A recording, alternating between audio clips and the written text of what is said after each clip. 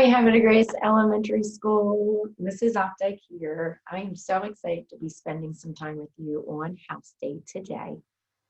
We are talking about how we shouldn't be mean, but we should be meaningful. And I got to thinking, what better way to talk about that than with one of my favorite winter holiday characters, the Grinch. The Grinch learns such a great lesson in this story. So I'm going to read the story to you today, How the Grinch Stole Christmas by Dr. Seuss. And I want you to be thinking about what lesson did the Grinch learn in this story? Let's get started. Every Who down in Whoville liked Christmas a lot. But the Grinch, who lived just north of Whoville, did not. The Grinch hated Christmas the whole Christmas season. Now, please don't ask why. No one quite knows the reason.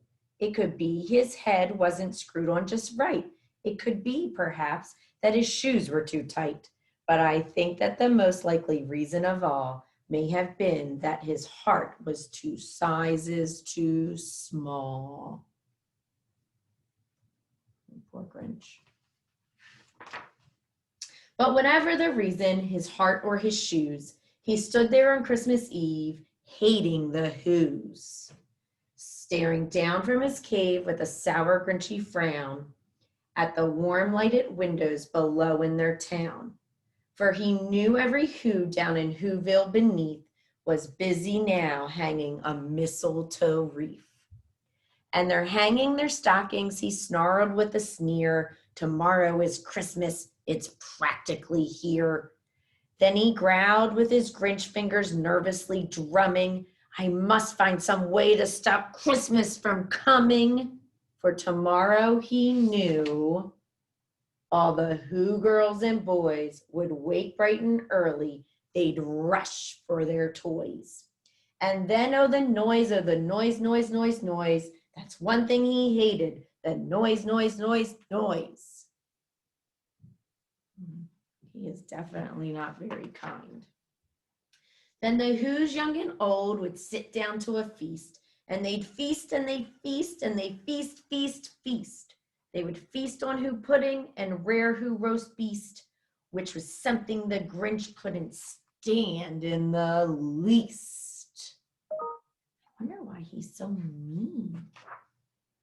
And then they do something he liked least of all. Every Who down in Whoville, the tall and the small, would stand close together with Christmas bells ringing. They'd stand hand in hand, and the Whos would start singing.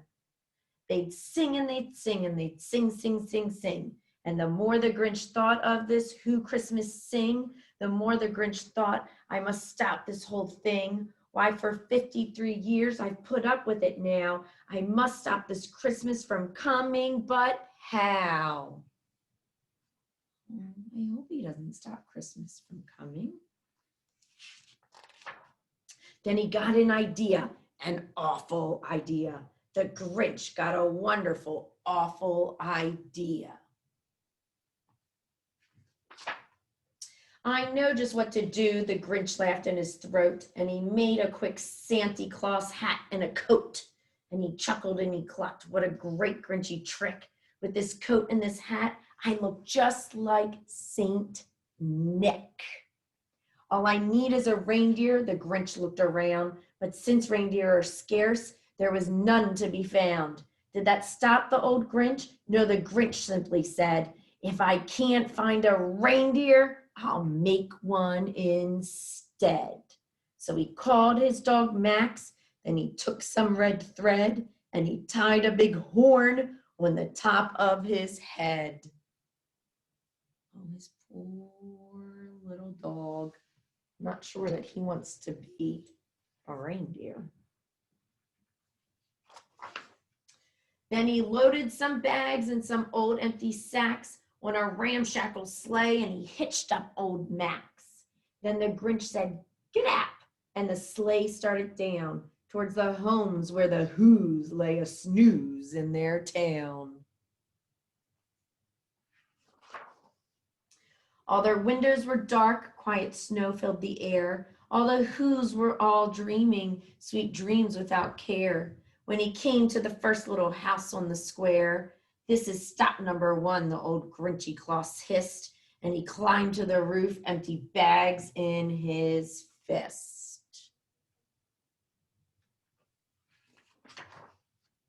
Then he slid down the chimney, a rather tight pinch, but if Santa could do it, then so could the Grinch. He got stuck only once for a moment or two, then he stuck his head out of the fireplace flue. Where the little Who stockings all hung in a row, these stockings, he grinned, are the first things to go.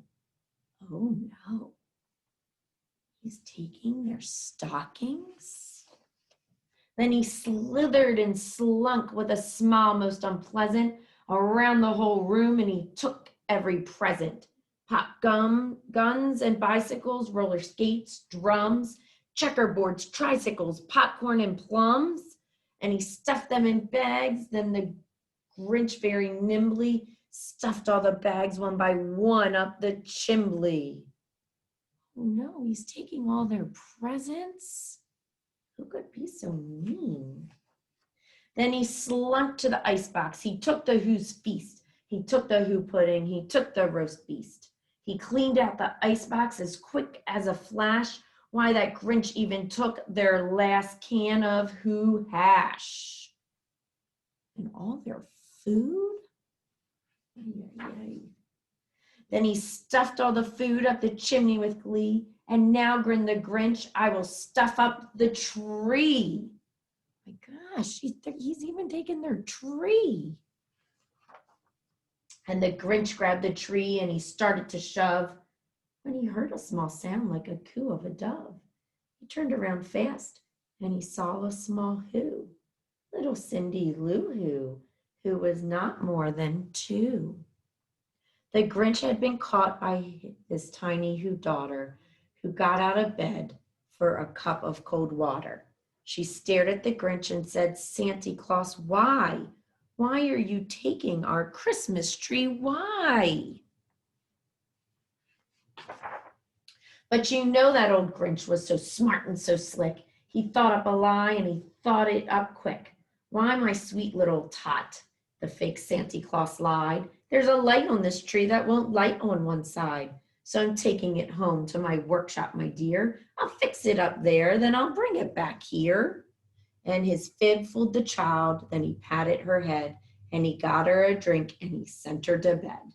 And when Cindy Lou Who went to bed with her cup, he went to the chimney and stuffed the tree up. Then the last thing he took was the log for their fire. Then he went up the chimney himself, the old liar. On the walls, he left nothing but hooks and some wire, and the one speck of food that he left in the house was a crumb that was even too small for a mouse.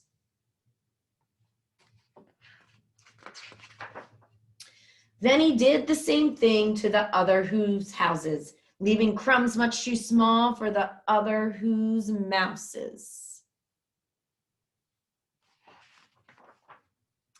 It was 1/4 dawn, all the Who's still abed, all the Who's still a snooze when he packed up his sled.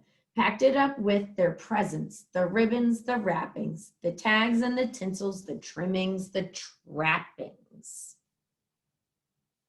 Boy, I wonder what it's going to be like when they all wake up. 3,000 feet up the side of Mount Crumpet, he rode with his load to the tip-top to dump it. Pooh-pooh to the Who's, he was grinchiously humming. They're finding out now that no Christmas is coming. They're just waking up. I know just what they'll do. Their mouths will hang open a minute or two. Then the Who's down in Whoville will all cry, boo-hoo.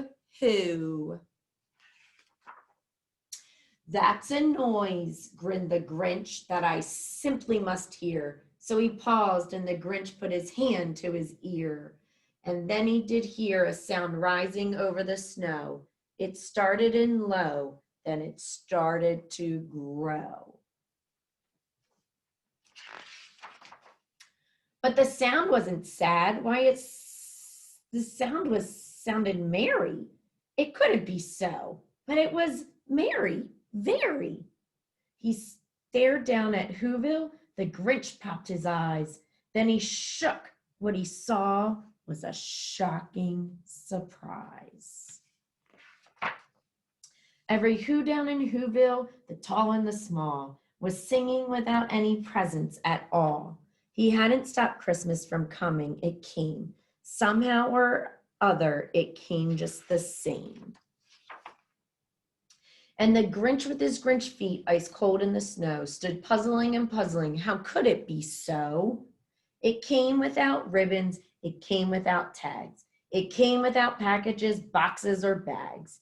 And he puzzled 3 hours till his puzzler was sore. Then the Grinch thought of something he hadn't before.